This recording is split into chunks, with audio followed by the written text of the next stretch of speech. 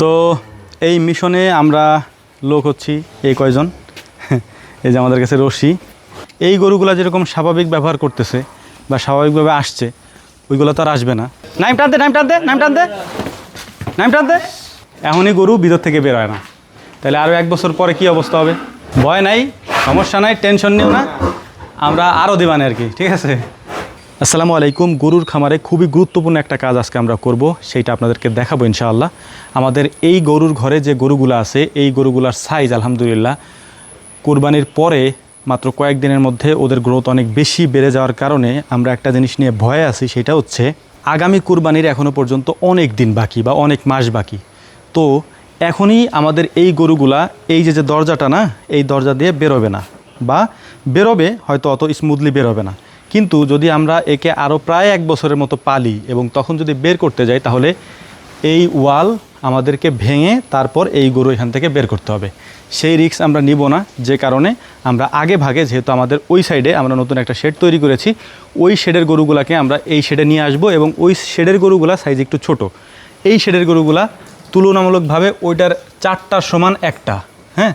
তো যেহেতু বেরোবে না, এই কারণে এখানকার গরুগুলো আমি আপনাদেরকে দেখাই। আপনারা হয়তো গত কয়েকদিন আগেও দেখছেন, এইগুলো হচ্ছে বাছুর ছিল, এগুলা দুধ ছাড়ানো বাছুর ছিল, কিন্তু এইগুলাই এখন এই গেট দিয়ে বেরোনো কষ্ট আর কি। তো আলহামদুলিল্লাহ এই কারণে হচ্ছে এইগুলাকে আমরা এখান থেকে নিয়ে ওই গরুর ঘরে রাখবো। তো চলেন কার্যক্রম শুরু করা যাক। প্রথমে আমাদেরকে যে কাজটা করতে হবে সেটা হচ্ছে এই খামারের ভিতরে যতগুলো গরু আছে এইগুলাকে নিয়ে আমরা বাগানে নিয়ে যাব। হ্যাঁ, সুপারি বাগান আছে, সুপারি বাগানে নিয়ে এক একটাকে বেঁধে রাখবো। হ্যাঁ বেড়ে, হ্যাঁ হ্যাঁ, তোকে নতুন ঘরে দেবো আজকে।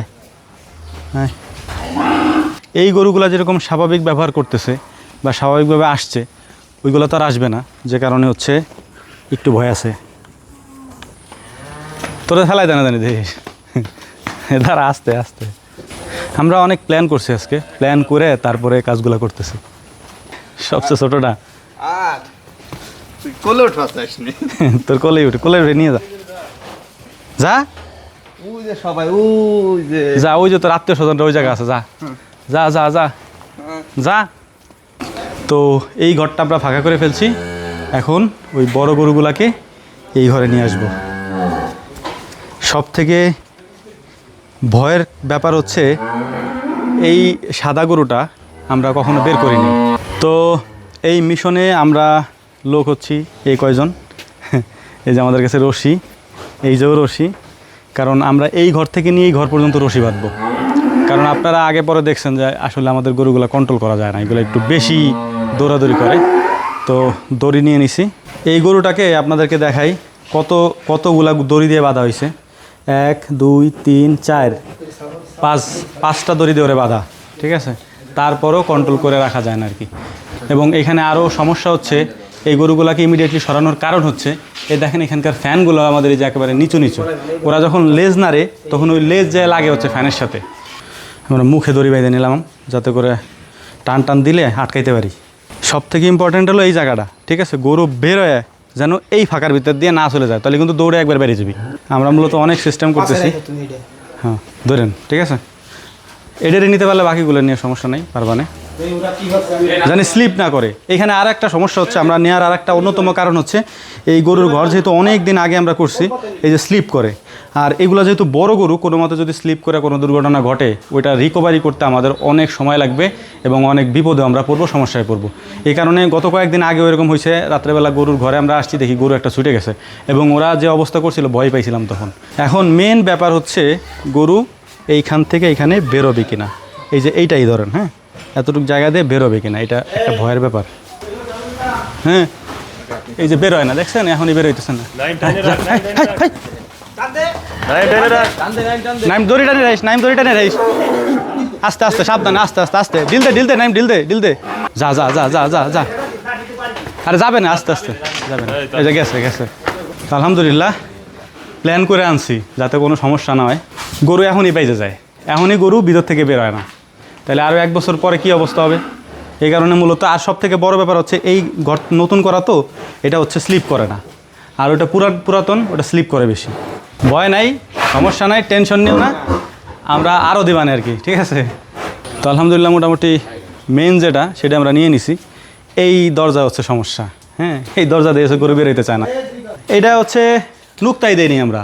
হ্যাঁ, এটার নুক্তাই পরানো নেই।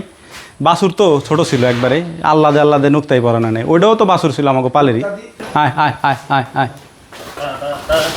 আরে আস্তে আস্তে। হেই হেই হেই, নাইম টান দে, নাইম টান দে, নাইম টান দে, নাইম টান দে। হ্যাঁ, আস্তে আস্তে আস্তে, হ্যাঁ টান দে। গেছে গেছে। হ্যাঁ, এই যাই যাই যাই যাই যাই যাই যাই, নাইম টান দে। নাই, আপনার একটু ডিল দেন দাদা। দাঁড়া, থাক থাক থাক, দাঁড়া দাঁড়া, আস্তে আস্তে আস্তে আস্তে আস্তে আস্তে যা, ওট ওট ওট ওট ওট, উঠছে উঠছে উঠছে উঠছে উঠছে উঠছে। গরুর মতো শক্তি হোগো, তোরা তো গরুই। তোর কি মানুষ বানায়নি ওগো নাকি? হু হু করে লাভ নাই তো। ভালো জায়গায় তো আনছি, ছিলা তো অন্ধকারের ভিতরে, গরমের ভিতরে, ঠান্ডার ভিতরে বাতাসে আনলাম, ভাল লাগে না। একটা ইন্টারেস্টিং জিনিস আপনাদেরকে বলি, এই গোয়ালে যেহেতু ওই গরুগুলা ছিল, যে কারণে হচ্ছে আমরা আগে ওইগুলাকে ভ্যাকসিন করাইছি। ভ্যাকসিন করানোর পরে এইগুলাকেও ভ্যাকসিন করানো হয়েছে। ভ্যাকসিন কমপ্লিট করার পরে তারপরে মূলত আমরা হচ্ছে গরু এক গোয়াল থেকে আর এক গোয়ালে নিয়ে আনা করলাম।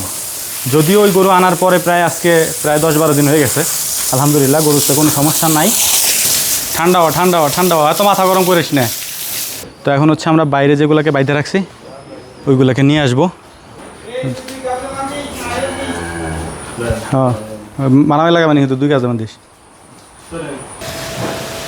গরুর শালাগন কি অবস্থা। তো কাজ হচ্ছে শেষ। এই দেন, এই জায়গায় রিক্স হচ্ছে কি, এই জায়গায় যদি ভালো মতো উঁচু হয়ে দাঁড়াই না, তাহলে এটা লেগে যাবে আর কি। এইগুলোর আমরা মেরামত করব। এই মেরামত করতে চাইছিলাম বড় গরুগুলাকে এখান থেকে সরাইয়া, কারণ ওই গরুগুলাকে না সরাই এনের কাজ করা সম্ভব না আর কি। তো আলহামদুলিল্লাহ ফাইনালি কাজটা শেষ করতে পারছি, আল্লাহ শুক্রিয়া। আসসালামু আলাইকুম রহমতুল্লাহ।